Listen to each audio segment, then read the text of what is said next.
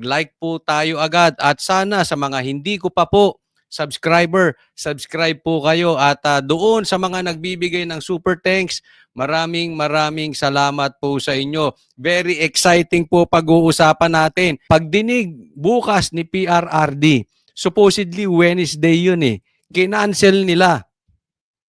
Okay?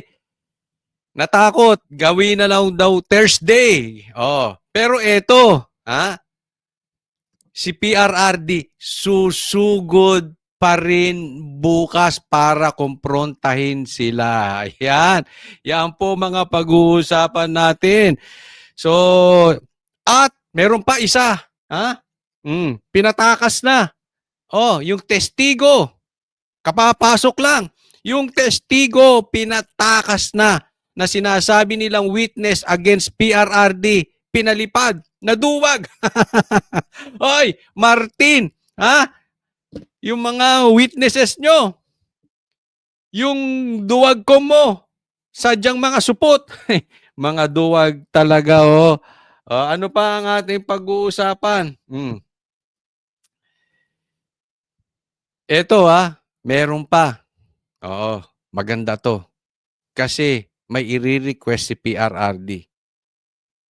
Tingnan natin kung duwag talaga sila. Ayan.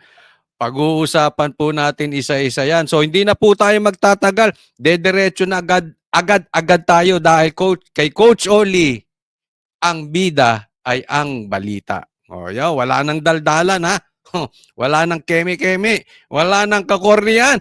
Pasok tayo agad sa balita. Ito muna, pag-usapan natin. Pambihira, ito. Kanselado ang pagdinig sa Kamara matapos itong kasahan ni former President Rodrigo Duterte. Ito kasi yan, di ba? Alam mo, ito, halatang naduwag sila. Hindi sila ready. Kasi, ito yung parang mga bully sa kalsada na nambubuli ng mga maliliit na tao. Sa tingin nila maliit, sa tingin nila mahina, sa tingin nila matanda, sa tingin nila bata. So, habang umuurong si PRRD, hindi siya a-attend. Sabi niya, nagbago siya, hindi na a-attend. A-attend siya after November 1, pero nag-attend siya sa Senado, tapos binago niya. So, nung binago niya, binubuli siya. Ganun po. Hindi sila handa, pumalag. Maghahalukay sila ngayon ng mga witnesses. Magmi-meeting yan buong araw. Kulang kasi yung buong araw, magpapahanap sila ng mga resources, resource person, witnesses, evidence, etc., etc. Nagulat sila. They are not really expecting papalag si Duterte. Kaya nagkabiglaan. So, syempre, hindi sila ready. Sa madaling salita, yung kanilang tapang at the back of their head, hindi kasi papalag si Duterte. Madali kasi magtapang-tapangan pag alam mo, hindi papalag. Kasi tumanggi na si PRRD. So they thought, wala na. Diba? Ang dali kasi mambuli. Binubuli mo na, pumalag. Yari sila ngayon. So mga hagilap sila ng tapang. Martin, BBM, buko itong mga bata mo. Okay? Kung ako nga sa'yo, Martin, ipakita mo rin ang tapang mo eh. Ito yung sinisigaw natin. Isinisigaw natin, leader sa leader. Ikaw ang may gusto na gambalain ng mga Duterte.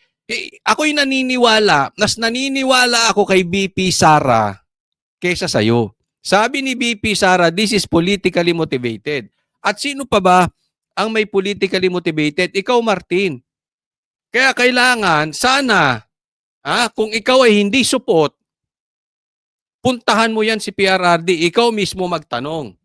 Pero sa bagay, alam natin duwag ito eh. Kasi nga, lahat ng demanda pinadadaan kila Saldico, lahat ng mga reklamo pinadadaan kila Franz Castro, kila Ontiveros. Again, politically motivated, pero hindi niya kayang harapin. So alam natin, hindi niya magagawa yan. Ha? Kahit na yung mga kakampi mong vloggers, alam, hindi mo kayang gawin yan. Kasi urong ang dila mo eh. Hindi mo kayang harapin si PRRD considering teritoryo mo yan. Considering andyan yung mga aso mo na tatahol para sa'yo. Oh. Diba? Kaya sana, wag ka nang magyabang-yabang. Tigilan ninyo. I mean, ano pang gagawin nyo? Hanggang 2028, yan na lang ang tatrabahuhin ninyo. Sana nga hindi na kayo umabot. Hindi na kayo manalo sa 2025 election. Kayo naman mga botante, matuto na kayo. Pagka ibinoto nyo pa itong mga to, baka ewan ko sa inyo. But anyway, again, kanselado na po. Ha? Kanselado na ang pagdinig sa Wednesday. Sa Thursday na lang daw. Di umano gagawin. Natakot sila kay PRRD, oh. Oh, thank you Presidential Tracker, ha. O, dyan natin nakuha yung balita. News update. Kanselado ang pagdinig ng Kamara matapos itong kasahan ni former Rodrigo Duterte. O, thank you, thank you. Pero tuloy ito sa Thursday. Ngayon, etong magandang balita. O, tingnan nyo tong mabuti.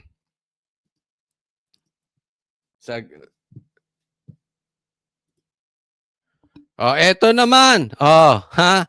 Tingnan nyo. Susugod pa rin si PRRD bukas. At basahin natin. Former President Rodrigo Duterte will go to Batasan Pambansa on Wednesday at 10 a.m. Bukas pa rin yan to confront the House Quad Committee members regarding the rescheduling of the November 13 hearing on war on drugs to November 21 according to former spokesperson Attorney Panelo. Ginawa pa lang November 21. Ay, sus! Teka, tingnan natin ang kalendaryo natin, ha? Hindi pala hindi sa Thursday, next Thursday, naduwag. Ha? Pero susugurin kayo.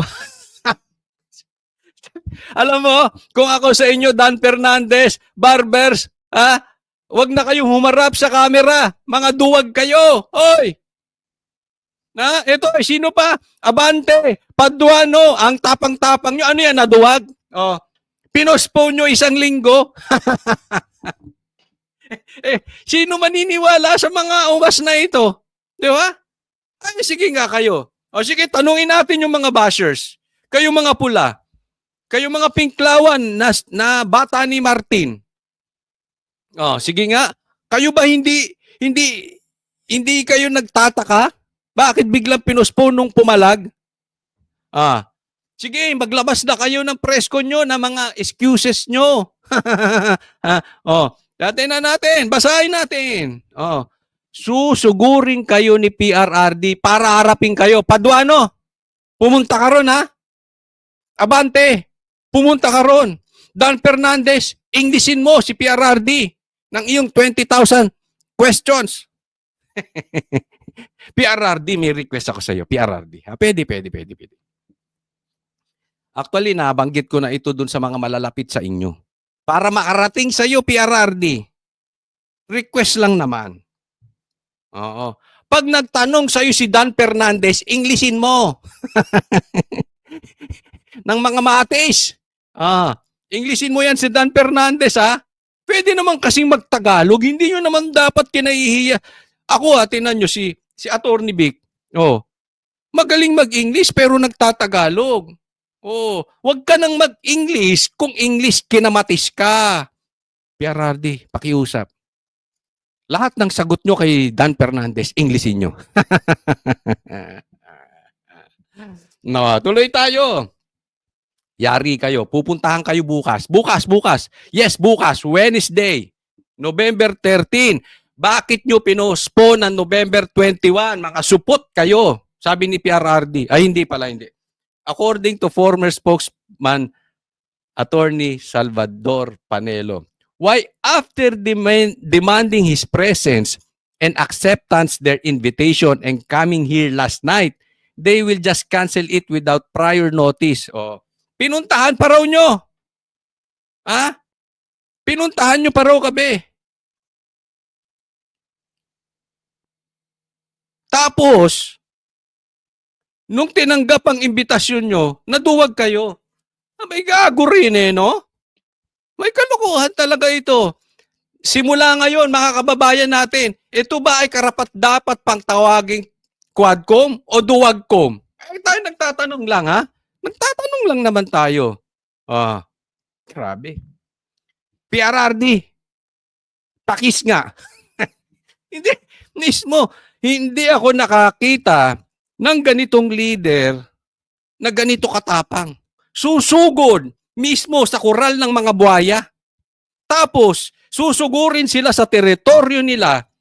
Yung mga buhaya doon sa teritoryo nila biglang nagsiurong. Saan ka nakakita ng susugurin ka sa teritoryo nila na magkakasama sila doon? Mag-isa lang si PRRD, sila pa ang naduwag. Mismo to si PRRD. Parang gusto ko igis. Ako na-imagine ko kasi sa San Beda po to nag-College of Law. And graduate po ako ng college sa San Beda. Bigla tuloy naiisip ko, kung ganito katapang to ngayon, ganito nakatanda, paano pa kaya yun nung kabataan niya? Nung college niya? I mean, nai-imagine ko. Iba po ang galawan ng mga law students sa San Beda before, nung time ko. Lalo na siguro nung ganito katapang. Ay, grabe. Matindi ito si PRRD. Yan ang gusto ko, hindi yung puro dakdak. Puro dakdak. Dakdak. Sabi pa ni Paduano, ano yan? Naduduwag? Ngayon, Paduano, sinong nagmukhang duwag? Si PRRD, ikaw? Hindi, nagtatanong lang. Hindi po kita pinagbibintangan, nagtatanong lang. Sinong nagmukhang duwag sa inyo? Diba? At etong maganda. Ito balita to ng ABS-CBN. Duterte, will ask them to schedule a marathon hearing of 10 days. Panelo added. O yan. Pambihira. Hindi lang po kayo kukomprontahin bukas. Bakit in-schedule nyo ng 1 week after, Thursday, November 21? Yung pala, duwag kayo. Kaya ito ang sagot ni PRRD. Marathon hearing, 10 days. Sige, ubusin nyo lahat ng mga testigo ninyo. Oy, mga manunood ko, palakpakan naman kay PRRD dyan. Manual po tayo, palakpakan, pambira. Maalala nyo, nung sa Senado, ay ayaw niyang umuwi. Sa tingin nyo, kaya gawin ni BBM yan? Pag natanggal na siya sa 2028? Hindi. Baka nga isang oras, hindi tumagal sa BBM doon, nakakasagot. Magagaganon. Baka mamaya, pumunta ng Goldilocks yun at mamili ng pulburon. Si Martin, halimbawa, siya naman ang ipatawag sa 2028, bumabaliktad ang mundo. Ano sasabihin ni Martin? Wala. Tingin nyo kaya yung sasabihin ni PRRD? Susugurin ko, bakit kayo nagbago? Walang uwian. Tingin nyo kaya nilang gawin? 10 days marathon tayo. Mga duwag yung mga yun. Bobo pa. Hindi nila kaya. And honestly, tanungin ko kayo mga Pulawan, kayo mga Pinklawan, kayo mga bayaran, kayo mga katulad, mga bashers, kayo mga sinasanto si Tambaluslos. Sa tingin nyo, kaya ni Martin yan? Pag nagkabaliktaran ng panahon, pag ikot ng mundo, kaya ni BBM yan? Pag sagot nyo oo, pati sarili nyo, niloloko nyo. Huwag tayong Pero ito subaybayan natin. This will be exciting, mga kababayan ko. And I think something good, better, and best will happen kung talagang hindi duwag itong mga taga-Quadcom. Because 10 days is 10 days. Makakapaghanda rin ang mga supporters ni PRRD during that 10 days. Posibleng may magandang o magandang mangyayari? 10 days po. Kung hindi duwagkom. Ni-request yan, 10 days. Exciting, di ba? Tanong, eto na ba yung inaantay natin mga kababayan ko? We are in for an exciting time.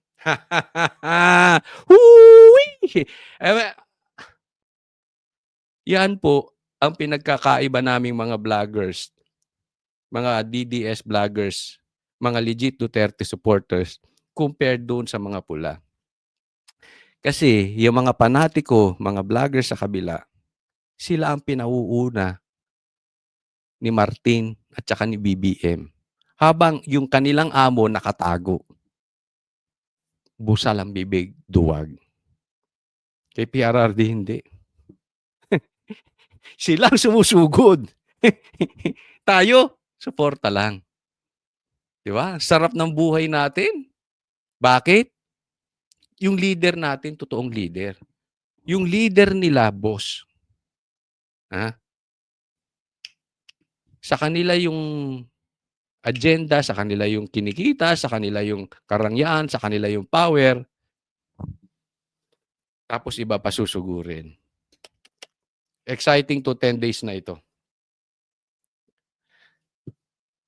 Ito po, tingnan natin. Next, saglit. Ito naman, balita rin ng ABS-CBN. Umalis umano ng bansa si dating PCSO Chief Royina Garma noong November 7, 2024. Nalintikan na pagkatapos magtestigo, lumayas. Si Garma ang isa sa mga nagsiwalat mga umano'y katiwalian ng administrasyong Duterte at pinaniwalaang key witness sa nangyaring drug war. Yung kanilang testigo, pinalayas na. Ang ginawa dyan, ito yung sinasabi natin na itong mga kanilang ginagawa, ay hindi talaga tatayo sa korte. Itong mga testigo ninyo, mga duwag ko, are all for publicity. Trial by publicity. Hindi ninyo sila kayang dalhin sa korte. Kaya pinagsalita nyo muna para masiraan ng Duterte tapos pinalayas nyo na. Yung mga staff nga ni BP Sara, pinababantayan nyo na sa airport. Ito pang witness nyo, bakit biglang nakaalis? Di ba? Kasi ayaw nyo ng patawag. Kasi pag ito na cross-examine, lalabas. Baka mamaya umamin pa to gaya ni Grijaldo na pinersa ninyong magsalita na umamin siya na meron talagang reward system.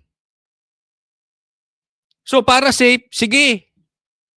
Baka mamaya binigyan pa ito ng all expense paid.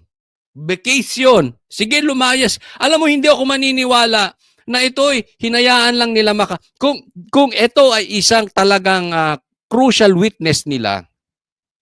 At sa tingin nila, yung mga sinasabi nitong ali na ito ay tatayo sa korte. Hindi na nila ito paaalisin. Gaya nung mga pinababantayan nila mga staff ni BP Sara. Kakausapin na to ng kakausapin, makipagtulungan ka na sa amin. Ba't biglang nakaalis? Maliwanag na ang mga pinagsasabi nito, kalokohan. Na mga pinagsasabi nito, hindi tatayo sa korte. Mga pinagsasabi nito, dinikta nyo lang malamang. Mga pinagsasabi nito, kasinungalingan. Kaya naduwag kasi madaling magsalita Pwede ko nga ibintang sa'yo, ikaw pumatay kay Jose Rizal, ikaw pumatay kay Lapu-Lapu, ikaw pumatay kay Magellan. Ikaw ang drug lord. Ikaw adik ka. Ikaw lahat pwede mo ibintang. Pero pag ikaw na matatanong, hindi mo na kaya. Exactly ganyan. Kaya ito naduwag. Kaya hinayaan naman itong duwag ko patakasin.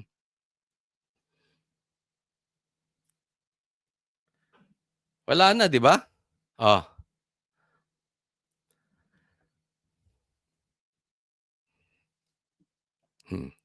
Sige. So hamon sa mga duwag ko. Alam mo, hindi nyo kaya eh. Kasi hinamon kayo ni PRRD, kung kayo ay merong ebidensya, sampan nyo sa korte. Halatang halata naman, Martin, yung mga bata mo. Na wala na kayong inasikaso kung hindi mga Duterte. Paano sasampan ng korte? Pinaalis nyo. Hinayaan nyo umalis.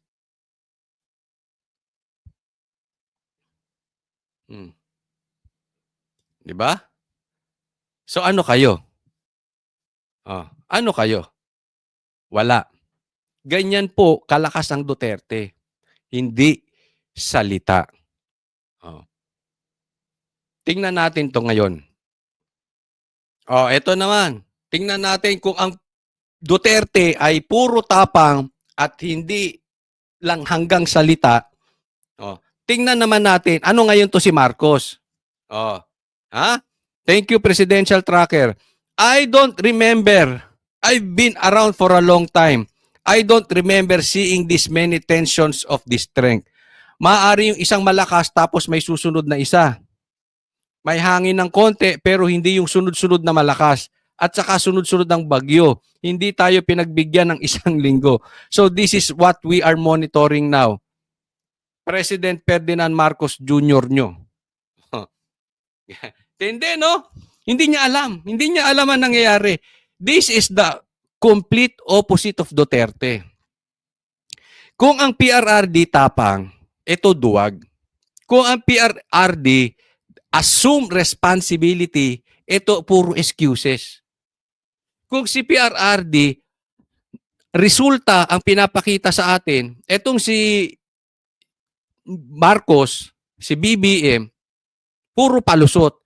Can you imagine, billions na ang kinukuha nilang pera for the flood control projects. And yet, you will hear the President sa ganitong statement.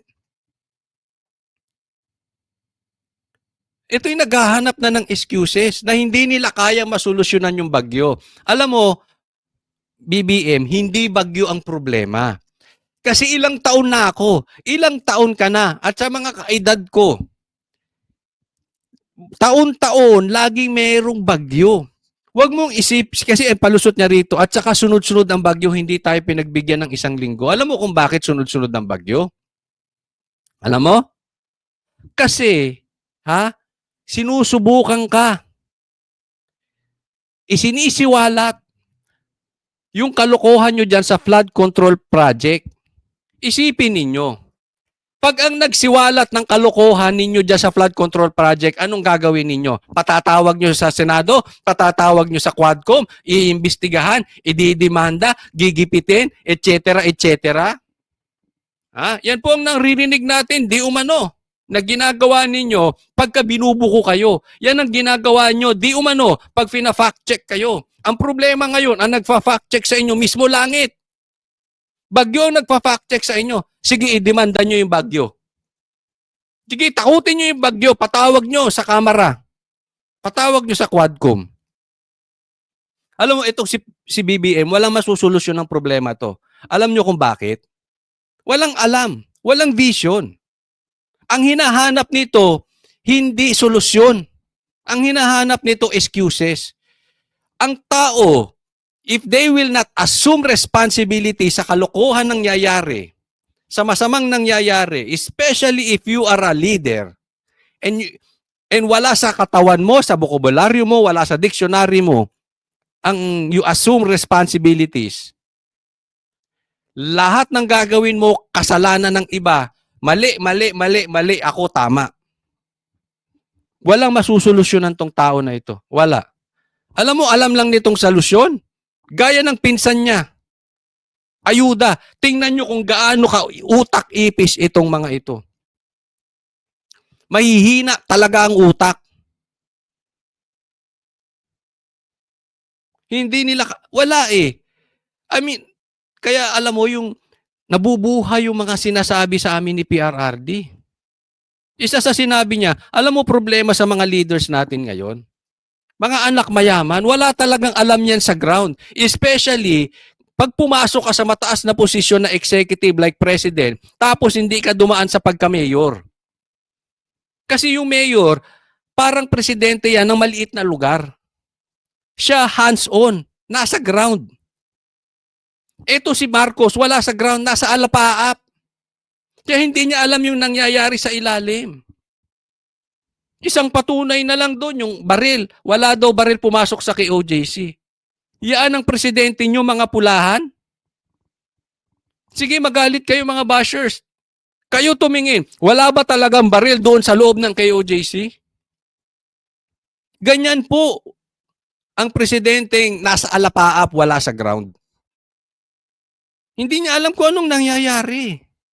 Hindi niya talaga ano mang malay niya sa mga baha-baha na yan? Eh naka-chopper yan. Nakatira yan sa mansyon. Sa magagarang bahay. Diyan yan eh. Diyan yan lumaki. Anong alam niya sa mga liblib na lugar na lagi kang takot pag umuulan dahil magbabaha? Wala. Nakita niyo ang contrast ni PRRD tsaka ni BBM?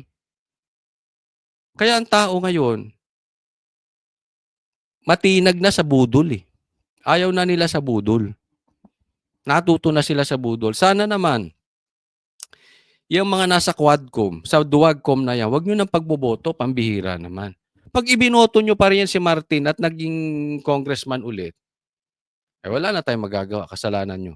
Pero alam mo, Marcos, sisirain ka ng pinsan mo.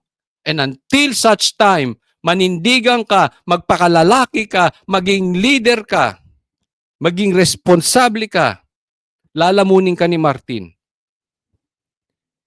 Hindi mo na alam kung anong ginagawa. Eh, nilalamon ka na ata eh. Nilalamon ka na. Alam mo, makakatulong ka ng malaki, President Marcos sa Pilipinas. Alam mo kung paano? Mag-resign ka. Para mawala ng power yan si Martin. Kasi sa totoo lang, ginugulo na ni Martin ang buong bansa.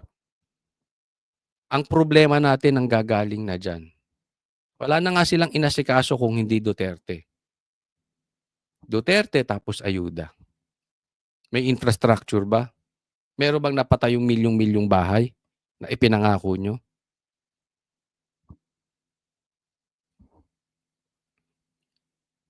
Marcos, be a man. Manindigan ka. Mag-resign ka kung hindi mo kayang tayuan yung pinsan mo si Martin. Ikaw naglagay dyan, kaya lang naman, walang kakayanan niya maging speaker eh. Kaya lang, nilagay mo eh.